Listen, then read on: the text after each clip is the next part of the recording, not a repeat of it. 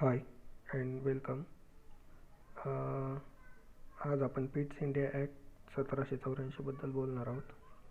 हा ॲक्ट जेव्हा अंमलात आला तेव्हा ब्रिटनचे पंतप्रधान होते विल्यम पिट्स. पण हा ॲक्ट यायच्या अगोदर अजून एक कायदा आला होता, ॲक्ट ऑफ सेटलमेंट 1881.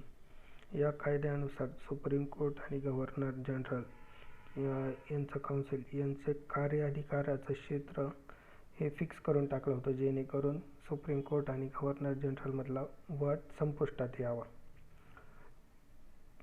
त्याच्यानंतर पिट्स इंडिया ॲक्टबद्दल बोलताना झालं तर याचा ड्राफ्ट डुंडास आणि फॉक्स या दोन व्यक्तींनी तयार करून पंतप्रधानांकडे सुपूर्द केला होता.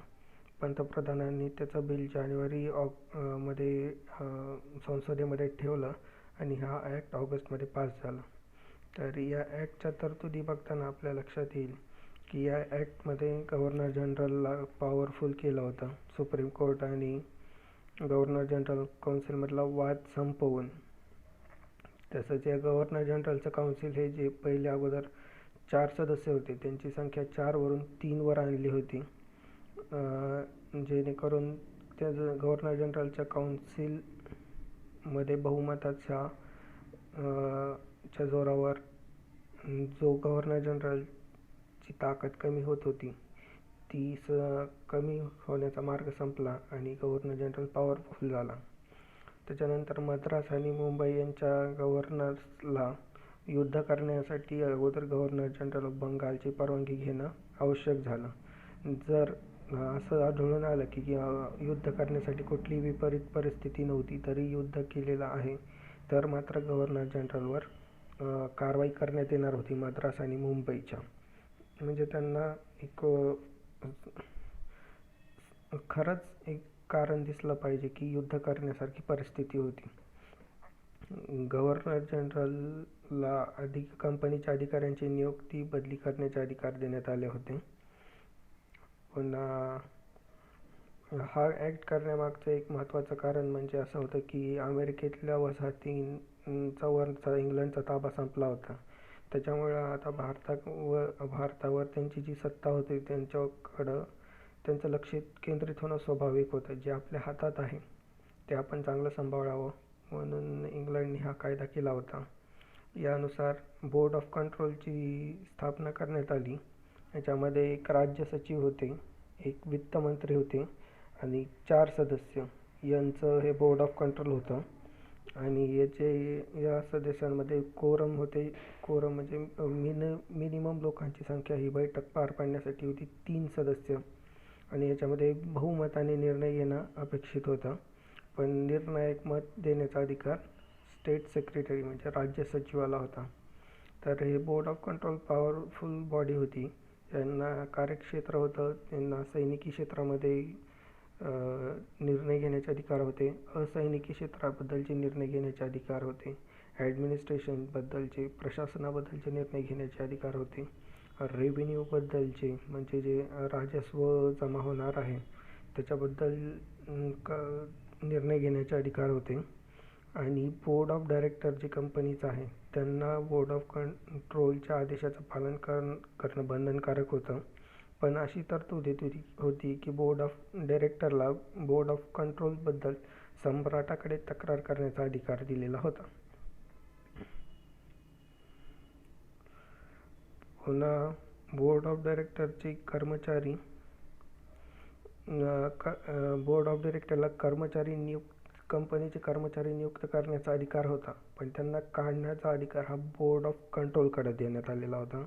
पुन्हा बोर्ड ऑफ प्रोप्रायटर म्हणजे जे मालक मंडळ होतं कंपनीचं, यांना बोर्ड ऑफ डायरेक्टरचा प्रस्ताव रद्द करण्याचा अधिकार नव्हता. पण जर त्यांना असं वाटत असेल की बोर्ड ऑफ डायरेक्टरने एखादा निर्णय घेतला आहे पण तो कंपनीच्या हिताचा नाही आहे, तर तशी सूचना ते बोर्ड ऑफ कंट्रोलकडे करू शकत होते. जसं आता गव्हर्नर जनरलचे सदस्य संख्या ही 4 वरून 3 करण्यात आलेली होती. आणि या कायद्यानुसार अहस्तक्षेप नीतीचा स्वीकार कंपनीने केला होता, जेणेकरून कंपनीला आता कुठलंही युद्ध करण्याची त्यांची तयारी नव्हती किंवा युद्ध टाळण्यासाठी हा निर्णय घेण्यात आलेला होता. बोर्ड ऑफ डायरेक्टर हे फक्त आणि फक्त व्यापारी कार्यावर लक्ष केंद्रित करणार होतं. ते त्यांचं कार्यक्षेत्र असेल. तर बोर्ड ऑफ कंट्रोलचं कार्यक्षेत्र हे राजकीय असेल. ते पॉलिटिकल निर्णय घेतील. हा होता फिट्स इंडिया ॲक्ट. पुढचा आहे 1793चा चार्टर ॲक्ट.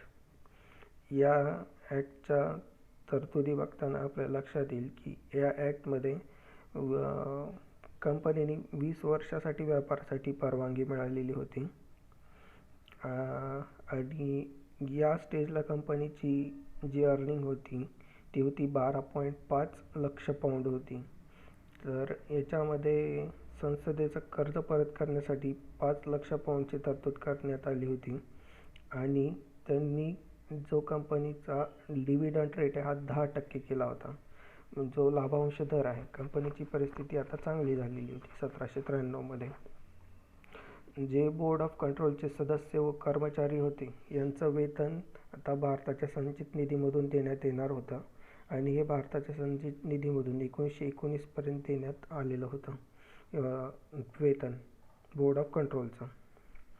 प्रांतासाठी गव्हर्नरची नियुक्ती करण्यात आली होती. आणि या गव्हर्नरला मदत करण्यासाठी अजून आणखी 3 सदस्य असणार होते. पण या सदस्यांसाठीची अट होती की त्या सदस्यांनी 12 वर्ष कंपनीसाठी काम केलेलं असायला पाहिजे, ही त्याची अट होती. या ॲक्टमध्ये गव्हर्नर जनरलच्या अधिकारामध्ये वाढ करण्यात आली होती. बोर्ड ऑफ कंट्रोल गव्हर्नर जनरलचा निर्णय रद्द करू शकत नव्हती. फक्त त्याला अपवाद होते. न्याय, कर आणि विधी म्हणजे कायद्याविषयी, कराविषयी आणि ज्युडिशरीविषयीचे निर्णय बोर्ड ऑफ कंट्रोल रद्द करू शकत होती. इतर कुठलाही गव्हर्नर जनरलचा निर्णय रद्द करण्याचे बोर्ड ऑफ कंट्रोलला अधिकार नव्हते. भारतात काम करणाऱ्या अधिकारी, कर्मचारी यास भारताबाहेर जाण्याची परवानगी नव्हती. जर तसं घडलं की अधिकारी आणि कर्मचारी भारत सोडून गेलाय तर त्यांना आपल्या पदावर राहता येणार नव्हतं. अजून एक कन्सेप्ट या कायद्याने आली ती म्हणजे सिनियरिटीची कन्सेप्ट. म्हणजे समजा एखादा व्यक्ती एखादा पदावर कार्यरत आहे पण त्याच्यानंतर तो कार्य करण्यास अक्षम आहे असं लक्षात आलं, तो आजारी पडला, त्याचा आकस्मिक मृत्यू झाला, तर त्याच्यानंतर त्याचं पद सांभाळण्याची जबाबदारी त्याच्या नंतर जे कोणी सिनियर मोस्ट मेंबर असेल त्याला त्या पदावर बसण्याचा अधिकार देण्यात आला. या कायद्यानुसारच दारू विकण्यासाठी लायसन्स देण्याची पद्धत सुरू झाली. आणि कमांडर इन चीफ म्हणजे सेनापतीला काउन्सिलला सदस्य असण्याची आवश्यकता आता राहिलेली नव्हती 1793च्या कायद्यानुसार. पुढचा कायदा आहे 1813चा चार्टर ॲक्ट.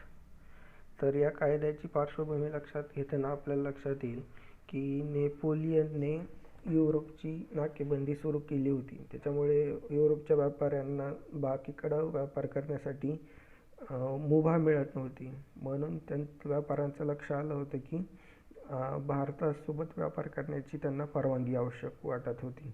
म्हणून तसा दबाव ते ब्रिटिश सरकारवर बनवत होते की आम्हालाही व्यापार करण्याची परवानगी द्यावी भारतासोबत म्हणून. हा काळ होता, त्या काळामध्ये अर्थशास्त्रज्ञांचा पण चांगला बोलबाला होता. आणि त्याच्यामध्ये एक नावाजलेले अर्थशास्त्री होते ॲडम स्मिथ. यांनी असं सांगितलं होतं की एकाधिकारशाही अर्थव्यवस्थेसाठी धोकादायक आहे. व्यापार करताना सगळ्यांना इक्वल अपॉर्च्युनिटी मिळायला पाहिजे, सगळ्यांना एकसारखी व्यापाराची संधी मिळायला पाहिजे. कोणालाही मोनोपॉली तयार करू देणं ही अर्थव्यवस्थेसाठी धोकादायक आहे. ह्या ॲक्ट येण्याच्या आधी लॉर्ड वेलेस्ली जेव्हा भारतामध्ये आला होता तेव्हा त्यांनी विस्तारवादी धोरण स्वीकारलं होतं. या विस्तारवादी धोरणामुळे कंपनीचा खूप मोठ्या प्रमाणामध्ये खर्च झालेला होता. त्याच्यामुळे कंपनीची परिस्थिती तेवढी चांगली नव्हती राहिलेली. त्याच्यामुळं मग संसदेने या कंपनीचं ऑडिट करायचं ठरवलं, लेखापरीक्षण करायचं ठरवलं. आणि 1808 पासून 1813 पर्यंत त्यांनी दरवर्षी एक रिपोर्ट संसदेला या ऑडिट कमिटीने पाठवलेला होता.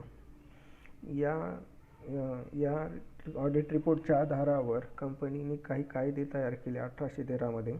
त्याच्यामध्ये पहिली गोष्ट तर ही की त्यांना ईस्ट इंडिया कंपनीला व्यापारासाठी 20 वर्षाची परवानगी मिळाली होती. आता ईस्ट इंडिया कंपनीला भारतात पूर्वेकडच्या देशांशी व्यापार करण्याची एकाधिकारशाही संपुष्टात आली होती. याच्यानुसार इतर कंपन्यांनाही व्यापारासाठी परवानगी मिळणार होती, पण ही परवानगी त्यांनी ईस्ट इंडिया कंपनीच्या बोर्ड ऑफ डायरेक्टरला त्याचं लायसन्स व्यापार करण्यासाठीचं मागायचं होतं. जर बोर्ड ऑफ डायरेक्टर ते लायसन्स अप्रूव्ह करत नसेल आणि त्यांच्याकडे ते अप्रूव्ह करण्यासाठी त्याची मान्यता मिळवण्यासाठी काय पुरेसं कारण देत नसतील, तर त्याच्याविषयीची तक्रार ते बोर्ड ऑफ कंट्रोलकडे इतर कंपन्या करू शकत होत्या. पण या कायद्याने बाकी कंपन्यांना परवानगी दिली असली तरी ईस्ट इंडिया कंपनीला चहा या गोष्टीचा व्यापार करण्यासाठी आणि चीनसोबत व्यापार करण्याची एकाधिकारशाही कायम चालू ठेवलेली होती. बाकी कंपन्यांना या 2 गोष्टींचा अधिकार देण्यात आलेला नव्हता. तसंच या कायद्याने ख्रिस्ती धर्मप्रसारासाठी सुद्धा परवानगी दिली होती, जेणेकरून पाश्चिमात्य